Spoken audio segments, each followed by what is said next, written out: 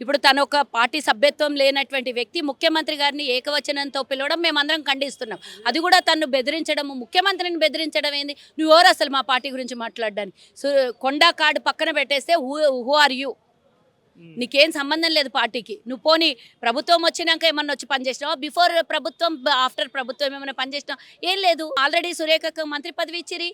మళ్ళీ నువ్వు మీ నాన్నకి ఎమ్మెల్సీ ఇవ్వలేదు అంటున్నావు. నీకు ఎమ్మెల్సీ కన్నా ముందు మంత్రి పదవి ఇచ్చిన అదెందుకో చెప్తలేవు నువ్వు. మళ్ళా సురేఖక్క విషయంలో ఎలాంటిది కూడా ఆమె విషయంలో మేము మాట్లాడాలి. కానీ బిడ్డను మాత్రం ఇట్లా బరిదెగించి మాట్లాడుతున్నందుకు డెఫినెట్గా ఆమెకు మాత్రం శాస్త్రి చెప్పక్క. ఇది చాలా బాధాకరమైనటువంటి విషయము. రోజు అవతలోడు ఎవడన్నా తిడితే, ఎవడన్నా ఏమన్నా అంటే మేము ప్రశ్నించాల్సింది పోయి, వాళ్ళని ప్రశ్నించాల్సింది పోయి, మన పార్టీలో ఉన్నటువంటి వ్యక్తుల గురించి మనోళ్ళే మాట్లాడుతుంటే అటు రేవంత్ అన్నను ఏకవచనంతో పిలుసు, వాళ్ళ కుటుంబ సభ్యుల్ని పిలుస్తూ, మరి నువ్వు ఇన్ని అంటున్నావు, మా నాన్నకే ఎమ్మెల్సీ అంటున్నావు, నాకు టికెట్ అంటున్నావు, మా అమ్మ మంత్రిగా ఉంది అంటున్నావు. మరి రేవంత్ అన్న కుటుంబంలో ఎవరైనా ఒక్కళ్ళన్న పదవులు తీసుకున్నారా? వాళ్ళ కుటుంబం మీద ఎందుకు పడ్డావు నువ్వు చెప్పి? 24 గంటలు వాళ్ళ కుటుంబం మీద ఎందుకు ఆరిపోసుకుంటున్నావు? అది తప్ప కాదా? నీకేమన్నా ఉంటే నీ గురించే మాట్లాడుకో. ఏమన్నా అంటే బ్లాక్మెయిల్ చేస్తా, అన్ని వందల కోట్లు, ఇన్ని వందల కోట్లు అంటున్నావు. నువ్వు రా, ఏం తీస్తావు తీసుకొని రా, ఎవరు చిట్టా పెడతావు పెట్టు. ఎవరికి వాళ్ళకి ఎక్స్ప్లెనేషన్స్ ఉంటాయి, ఎవరికి వాళ్ళకి ఏం చెప్పాలనో చేతనవుతుంది. నువ్వు నిజంగా పనిచేసి, గ్రౌండ్లో పనిచేసి ఏమన్నా టికెట్ కోసం ఆశిస్తే కనుక నేను కొట్లాడినా, నేను పనిచేసినా అని నువ్వు పోయి ఏఐసీసీలో కూడా చెప్పుకునేటానికి నీకు రైట్ ఉంది.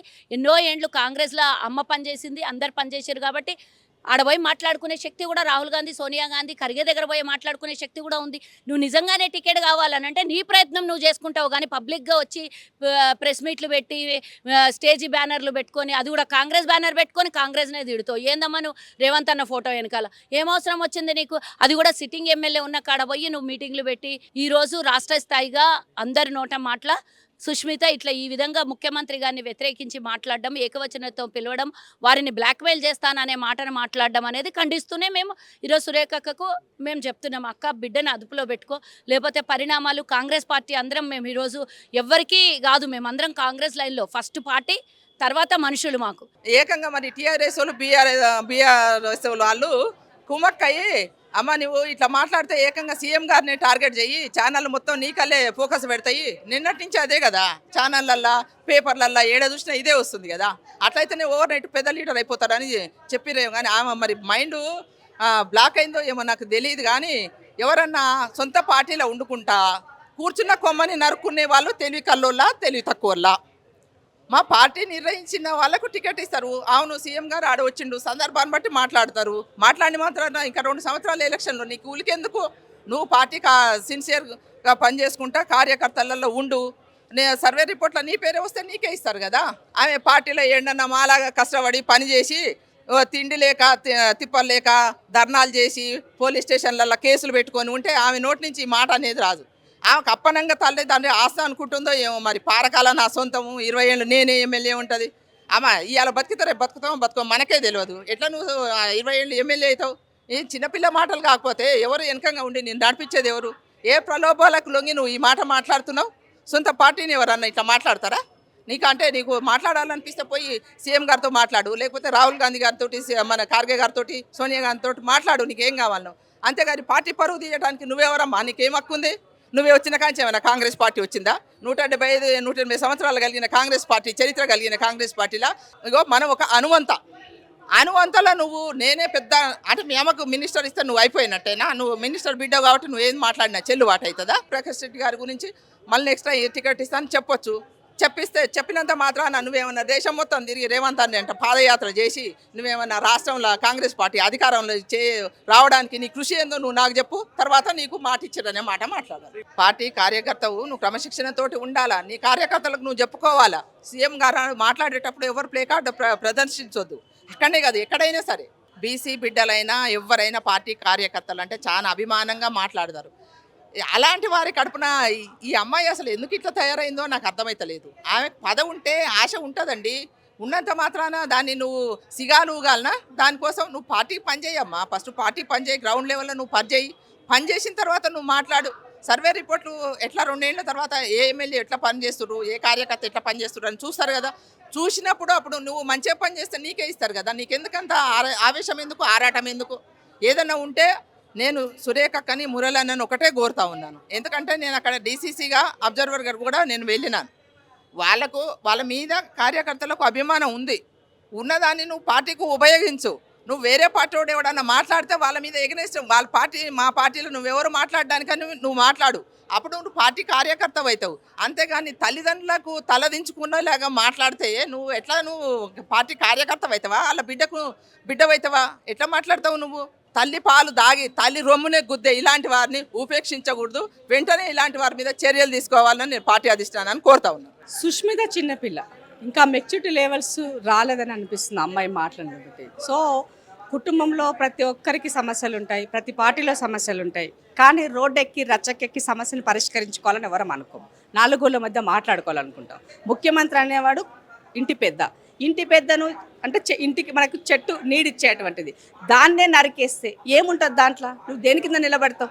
ఏడ ఉంటావు? పోనీ నువ్వు బాగా అమ్మ నాయన చేసి సంపాదించిన సంపాదన ఉన్నది, ఇంకేదో ఇండిపెండెంట్గా ఏదో చేసుకుంటావు. మరి పార్టీని నమ్ముకున్న భవిష్యత్ ఏంది? కార్యకర్తల భవిష్యత్ ఏంటి? లీడర్ల భవిష్యత్ ఏంటి? 10 సంవత్సరాలకు పవర్ వచ్చింది, నువ్వు 10 మందికి అస్త్రాన్ని ఇచ్చేట్టుగా నువ్వు వ్యాఖ్యలు చేయడం వల్ల పార్టీకి నష్టం జరిగితే ఆ నష్టాన్ని ఎవడు పూడ్చాలా? ఇది కదా మాట్లాడాల్సింది ఇవాళ. అందుకనే మాలాంటి వాళ్ళం ముఖ్యమంత్రి గారి పట్ల చేసినటువంటి వ్యాఖ్యలు అనుచితమైనటువంటివి. ఆ అమ్మాయి యొక్క మెచ్యూరిటీ లెవెల్ తెలియజేస్తున్నది. కాబట్టి సురేఖక్క, ఆ అమ్మాయి వల్ల నీ యొక్క పొలిటికల్ కెరియర్కి నష్టం జరిగే పరిస్థితి ఉన్నది.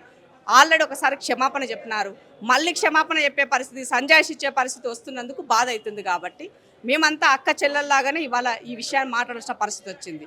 మాకు కూడా ఇట్లా బహిరంగంగా మాట్లాడితే గలీజ్ అనిపిస్తుంది. కేసీఆర్నో కేటీఆర్నో బీజేపీనో అరుచుకోవాల్సిన సందర్భంలో మా ఇంటి గురించి మాట్లాడుకుంటే బాగా అనిపిస్తుందా? కదా, ఎవరికైనా బాధాకరం విషయమే కదా. కాబట్టి ఈ లైన్లో ఆ అమ్మాయి ఆత్మ పరిశీలన చేసుకోవాలా, ఆత్మ వంచన చేసుకోవద్దని మాత్రం తెలియజేస్తుంది. రేవంత్ రెడ్డి ఏమన్నా చిన్న పోరలు బచ్చాడు ఏం తెలియదు రేవంత్ రెడ్డికి కదా, లోకమే తెలియదు, ఎట్లుంటుందో తెలియదు. వీళ్ళు చేయలు బట్టి చూపిస్తే రాజకీయం నేర్చుకున్నాడు ఆయన. ఎట్లా ఇది మాట్లాడితే? రేవంత్ అనేటువంటి వ్యక్తి ఇండిపెండెంట్గా ప్రజాక్షేత్రంలో గెలిచి ఇక్కడి దాకా వచ్చినటువంటి వ్యక్తి. అతని పట్ల మీరు అవగాహన లేకుండా మాట్లాడితే అది పొరపాటు. రేవంత్ అన్న పీసీసీ ప్రెసిడెంట్ కదా మీరు అనుకోవచ్చు, సపోర్ట్ చేయొచ్చు, అందరూ చేశారు, మీరు చేసి ఉండొచ్చు. కానీ మీకేం తక్కువ చేస్తున్నాడు? బీసీగా మంత్రి మీకు అవకాశం ఇచ్చారు కదా, మరి అవకాశం ఇచ్చినటువంటి మంత్రి పదవిని దాన్ని ఎట్లా చేయాలో వదిలేసుకొని ఆయన పైన నిందలు వేసే విధంగా, కుటుంబాన్ని అబాసుపాలు చేసే విధంగా, పార్టీని నష్టం జరిగే విధంగా మాట్లాడితే ఇది ఎంతవరకు కరెక్ట్ అని అడుగుతున్నాము. ఇప్పుడు ఎమ్మెల్సీలు లేవు. ఎమ్మెల్సీలు వచ్చిన సందర్భంలో అమ్మ మాట్లాడుతుందో నాయన పోయి మాట్లాడుకుంటారో వాళ్ళు మాట్లాడుకుంటారు. నీకెందుకు మధ్యలో? నీకెందుకు? వాళ్ళు మాట్లాడాలి. వాళ్ళకి మాటలు రావా? కొన్ని వాళ్ళని చెప్పారా నేను మాట్లాడమని? నీ వెనక ఎవరు మాట్లాడిస్తున్నారో అడుగుతున్నాం. అందుకనే మేము కార్యకర్తల కోసం కొట్లాడుతున్నావా, లీడర్ల కోసం కొట్లాడుతున్నావా, నా నియోజకవర్గంకు ఉన్నటువంటి వీళ్ళకి ఎందుకు ఇస్తుందని కొట్లాడుతున్నావా? అది కదా నువ్వు కొట్లాడాల్సింది. కుటుంబం గురించి కొట్లాడడం నిన్నే చూస్తాను నేను. ఎవరైనా అది కావాలంటే నాలుగోళ్ళ మధ్య మాట్లాడతారు, ఏఐసీసీకి చెప్తారు, అన్నా నువ్వు ప్రారంభించేసినవే నాకు ఇయ్యలేదు, ఎప్పుడు ఇస్తావు, నాకు ఇయ్యి. అదో పద్ధతి ఉంటుంది, ఈక్వేషన్స్ ఉంటాయి, ఎట్లా చేయాలని ఆలోచించుకుంటారు. రచ్చకెక్కి మాట్లాడితే రొచ్చైతావు చెల్లి అని చెప్తున్నా అమ్మాయికి. సిట్టింగ్ ఎమ్మెల్యే మీటింగ్ పోయినప్పుడు సిట్టింగ్ ఎమ్మెల్యే గురించి చెప్పకపోతే పక్కల గురించి చెప్తారా? అక్కడ ఉన్నటువంటి ప్రజలు అతను విశ్వసించాలి, అతని సంక్షేమ పథకాలు ప్రజలకు రీచ్ అవ్వాలి, అక్కడ నెగిటివ్ రావద్దు. రేపు లోకల్ బాడీ ఎలక్షన్స్ ఉన్నాయి, జరగాలంటే మరి ఆయన నాయకత్వం బలపరచాలి కదా. నాయకత్వం బలపరచకుండా రేపు కొండ సురేఖక్క బిడ్డ వస్తుందని చెప్తారా? ఎవరైనా చెప్తారా? కొన్ని సురేఖక్క నియోజకవర్గంకి వెళ్ళి ఇందిరాశోభన పోటీ చేస్తానని చెప్తే ఊరుకుంటారా? ఏం మీ లాజిక్ అది? ఓపిక ఉండాలా. 30% అమలయ్యే పరిస్థితి ఉన్నది. ఆటోమేటిక్గా మహిళలు కావాలి, ఇంకా మహిళలు కావాలి, అందులో నువ్వు బీసీ మహిళవు, మరి ఇంకా మంచి అవకాశాలు ఉన్నప్పుడు చేజార్చుకొని ఎందుకు ఈ రచ్చ అని అడుగుతున్నాం మేము. ఆమెకి ఏమైనా కష్టం వస్తే ఆమె చెప్పుకుంటే బాగుంటుంది, మొత్తం బీసీలకంతా రుద్దడం ఎందుకని అంటున్నాను. అందుకే నేను మీ కష్టం వస్తే కార్డు వాడుతారు, ఆ కార్డు వాడకుర్రి. బీసీ కార్డు కింద ఆల్రెడీ మీరు మంత్రి అయిపోయినారు, దానివల్ల ఉపయోగం ఏమున్నది? మాలాంటి మహిళలకు బీసీ మహిళలు చాలా మంది ఉన్నారు రానోళ్ళు, వాళ్ళ గురించి మాట్లాడండి, చెప్పండి. వాళ్ళ గురించి ఎందుకు ఇస్తలేరు మీరు? ఇంకా డబ్బుని ఎన్ని రోజులు వెయిట్ చేయాలని కదా. అవి వదిలేసి ఎందుకమ్మా చిన్న చిన్న వాటికి రచ్చ చేయడం? Not good.